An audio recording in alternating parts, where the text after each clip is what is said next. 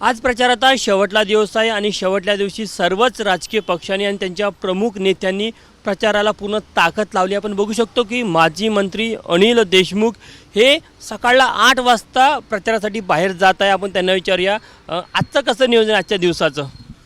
असं आहे की आज प्रचाराचा शेवटला दिवस आहे। आज 10 वाजेपर्यंत प्रचार आहे।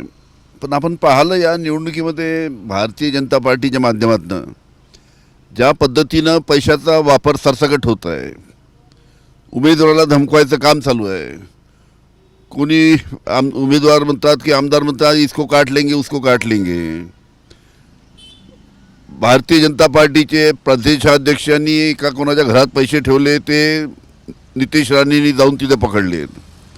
हे काय चालू आहे? अशा पद्धतीच्या निवडणुका आम्ही कधी पाहिल्या नाही स्थानिक स्वराज्य संस्थेचा। आजची वैराची रात्र मानली जाते, तर काय लक्ष असेल का तुमच्या कार्यकर्त्यांचं तुमचं? तरी पण आमचं या सर्व गोष्टीकडे, कारण की पैशाचा फार मोठा वापर भारतीय जनता पार्टी करते आहे। अनेक घरात त्यांचे पैसे सापडले आहेत। दमदाट्या चालू आहेत। आपले चंद्रशेखर बावनकुळेच्या विरुद्ध तक्रार झाली आणि या पार्श्वभूमीवर आम्ही सर्व सतर्क आहोत। अशा ज्या ठिकाणी अशा घटना होतील तिथे आमचं लक्ष राहील। काल शहाजी बापू यांचं जे गृहनगर आहे तिथे देवेंद्र फडणवीसांची सभा झाली। सभा झाल्यानंतर लगेचच निवडणूक आयोगाच्या पथकाने शहाजी बापूच्या कार्यालयावर धाड टाकली। तर कशा प्रकारे बघता या घटनेकडे? मी सांगितलं ना की सगळं धमकायचा प्रकार चालू आहे।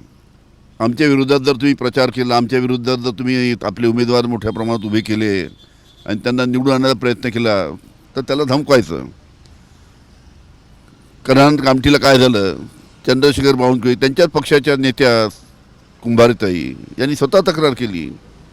तिकडे शिवसेनेचे आमदार राणे यांनी स्वतः तिथं तक्रार केली की भारतीय जनता पार्टीचे अध्यक्षांनी स्वतः याचे पैसे आणून दिले म्हणून।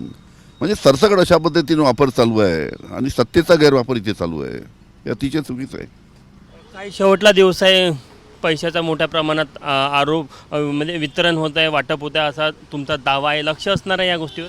या सर्व गोष्टीवर आमचं लक्ष आहे, कारण की या सातत्याने ज्या पद्धतीने घटना घडत आहेत हे सर्व महाराष्ट्र उघड्या डोळ्यांनी पाहत आहे। त्याच्यामुळे लोकांनी पैसे घेऊन कधी कोणी मतदान करू नये। पैसे घेऊन कोणी मतदान करू नये। स्वतःची विवेकबुद्धी जाग करून त्यांनी विचार करून योग्य उमेदवाराला निवडून दिलं पाहिजे, ही आमची विनंती आहे। आज शेवटला दिवस आहे, तुमचा पक्ष कशा प्रकारे ताकद लावत आहे आणि विदर्भात काय चित्र राहील? विदर्भात आमच्या पक्षाच्या माध्यमातून प्रत्येक जिल्ह्यामध्ये उमेदवार उभे केलेले आहेत आणि त्या पद्धतीनं सर्व नेते त्यानिमित्तानं कामाला लागलेले आहेत। शेवटला प्रश्न, किती जागा जिंकेल असं वाटतं साधारणमध्ये? ओरा 100% जर आपण विचार करायचं झालं तर 3 तारखेला संध्याकाळपर्यंत निकाल येतील, तेव्हा सर्व चित्र स्पष्ट होईल। धन्यवाद। आपण बघू शकतो की माजी गृहमंत्री अनिल देशमुख सकाळला प्रचाराला जाताना दिसत आहे आणि सोबतच ज्या प्रकारे आज वैराची रात्र आहे किंवा प्रचाराचा शेवटला दिवस आहे, त्यामुळे जर का सत्ताधाऱ्यांकडनं कुठे पैशाचा वाटप होत असेल अशी बातमी त्यांच्या कानावर आली तर त्यांचे कार्यकर्ते या सगळ्या गोष्टीवर लक्ष ठेवून असणार आहे असं देखील त्यांनी सांगितलं।